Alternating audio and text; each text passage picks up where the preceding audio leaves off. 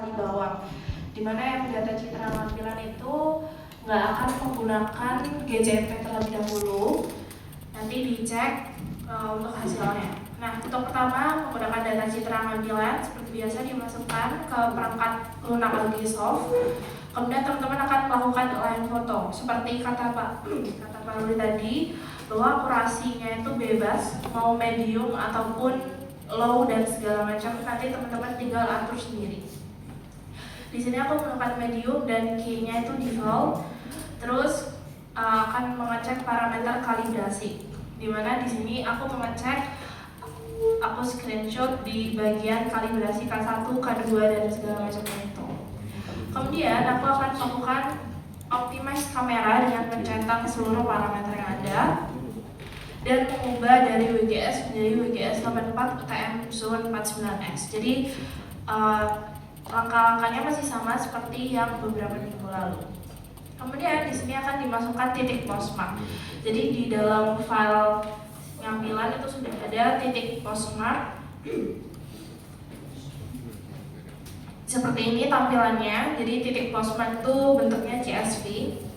Jadi diatur untuk peletakan easting, northing, altitude-nya jangan sampai terbalik karena itu akan berpengaruh dengan bentuk fotonya. Kemudian teman-teman akan mengubah penanda marker, diubah di pengaturan default menjadi 0,05 karena defaultnya 0,005. Kemudian akan melakukan penyesuaian titik postmark. Jadi konsepnya kayak Primark gitu, dia akan disesuaikan lokasinya ini. Kemudian teman-teman akan meng-unchecklist. Jadi titik poin di mana teman-teman itu nggak pakai GCP di sini tuh di bagian ini. Jadi teman-teman akan meng-unchecklist semuanya pada bagian fotonya itu supaya dengan anggapan bahwa fotonya ini nggak menggunakan GCP sama sekali gitu. Kemudian teman-teman akan optimize kamera kembali dan baru membuka di report. Nah, di sini di report aku dihasilkan bahwa ketika dihitung dengan CE90 itu ternyata tidak memenuhi standar dari CE90. Maka dari itu akhirnya aku gunakan GCP sebanyak 6 di sini dan ditemukan bahwa CE90 itu sudah memenuhi. Kemudian akhirnya aku lakukan analisis terhadap akurasi geotak PPK dari modul DJI Phantom 4 dan didapatkan seperti ini. Kemudian ini opsional dan aku melakukan filtering point cloud. Jadi di sini untuk aturan image, count, rekonstruksi, and curtain ini semuanya tergantung teman-teman masing-masing. Karena di kasus teman-temanku ada yang dia pakai image count-nya cuma 0, terus rekonstruksinya berapa, itu tuh juga menghasilkan yang berbeda. Jadi waktu aku ngerjain ini, aku nyoba beberapa kali. Jadi tipsnya buat ngerjain ini, teman-teman diusahain setelah align, teman-teman tuh duplikat chunk-nya tuh yang banyak. Karena aku ngerjain project ini tuh berkali-kali, kayak ngulang sekitar 3 kali gitu, karena dia error pas di pengolahan ortofoto. Jadi kalau teman-teman gak ada duplicate chunk-nya, nanti teman-teman akan beresiko gagal di akhir dan ngulang dari awal. Nah, di sini aku nyoba beberapa kali, ada yang image count-nya aku ubah-ubah dan peraturan ini juga aku ubah-ubah, dan aku ambil pilihan ini karena menurutku yang hasilnya paling lumayan gitu. Tapi di setiap laptop itu tuh juga berbeda hasilnya. Jadi ini juga bergantung pada kecepatan laptop teman-teman masing-masing dan kualitas laptop teman-teman masing-masing. Kemudian setelah dilakukan filtering, kemudian aku akan melakukan pembuatan point cloud dari hasil treatment maker yang memenuhi CE90. Jadi biasa build dense code dengan kualitinya medium. Kalau misalkan teman-teman ngerasa bisa untuk bikin kualitinya yang high, itu nggak apa-apa. Terus di sini untuk defilternya build. Terus aku melakukan duplikasi chunk. Jadi emang di sini tuh duplikasi chunk tuh harus banyak dan dinamainya yang beda-beda biar nggak bingung. Terus habis itu duplikasi chunk-nya itu untuk membentuk DTM. Kemudian dilakukan klasifikasi titik tanah menggunakan Antisoft dengan ini mencet tab tools, terus point cloud, klasifikasi ground points.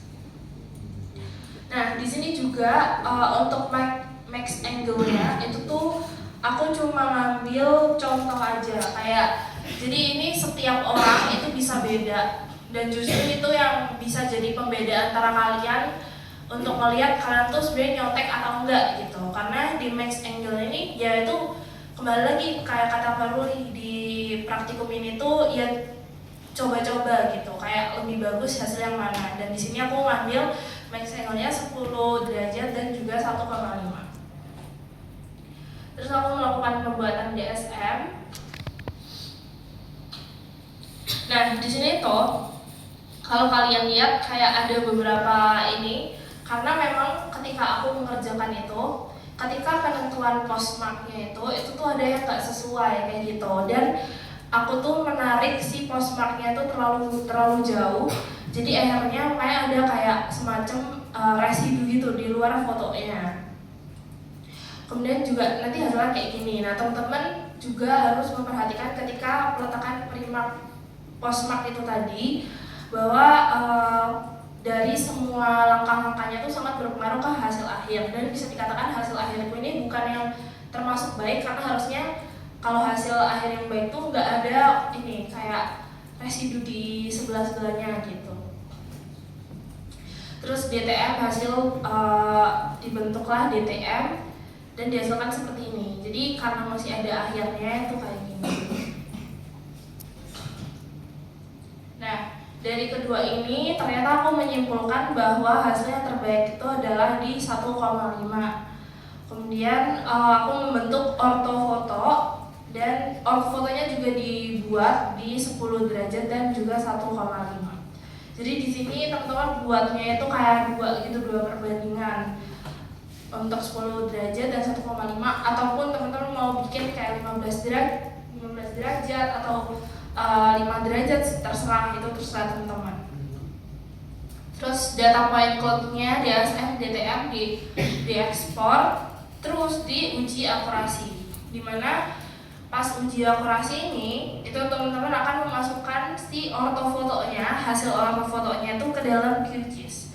Terus teman-teman akan melakukan digitasi on screen. Jadi digitasi on screen di sini tuh teman-teman kayak semacam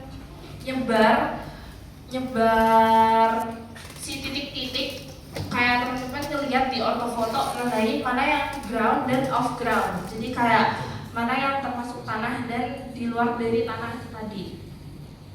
Terus teman-teman akan memasukkan hasil point cloud, klasifikasi, dan mengatur simbologi agar sesuai dengan klasifikasi point cloud yang dibentuk. Nanti yang teman-teman akan membandingkan sampel hasil klasifikasi ini dengan ground truth.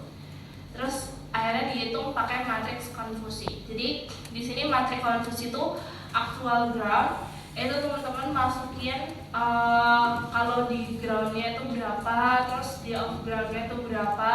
Nanti kayak bisa dilihat akurasinya itu berapa secara keseluruhan. Jadi kayak dibandingin gitu. Terus ada juga yang uji akurasi DTM dengan, jadi kalau yang pertama tadi pakai ortofoto, yang ini yang kedua pakai DTM. Teman-teman menggunakan data GNSS dengan QGIS dan dilakukan perbandingan nilai elevasi antara DTM dan data GNSS. Ini caranya input data CSV koordinat area ngambilan, terus teman-teman membuat sampel titik untuk mengetahui perbandingan ketinggiannya. Jadi pakai sampel raster values untuk bisa munculin si nilai X dan Y-nya secara random. Terus ya udah, setelah kayak gitu teman-teman bisa membandingkan untuk apakah sudah sesuai antara XYZ yang ada di DTM dan juga sampel values yang teman-teman berikan dari QGIS itu tadi. Kalau misalkan perbedaannya itu nggak cukup signifikan, ya udah itu berarti dikatakan DTM kalian tuh baik, seperti itu.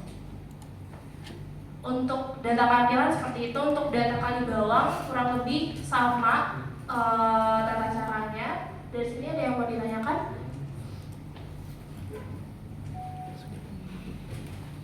Oke, karena belum ada yang ditanyakan, teman-teman boleh untuk download data yang terlebih dahulu dan bisa untuk mencoba kayak gitu.